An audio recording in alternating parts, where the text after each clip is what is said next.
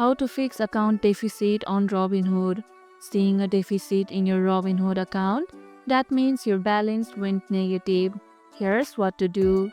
First, log into your account and go to your portfolio, then open the account tab. You'll see a breakdown of your deficit account.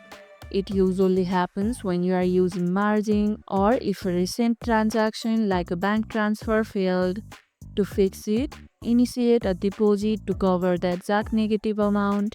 If it's from margin trading, Robinhood might also require an extra deposit as a buffer. Double check your bank connection on the transfers to make sure it's linked correctly. Once the funds clear, your deficits should disappear automatically. Enable margin alerts under your settings so you are notified before going into deficit next time. Is your deficit still not clearing? Let me know in the comments below. And if this video helped, hit the like button, share it, subscribe and leave a comment. Thanks for watching and I'll see you in the next one.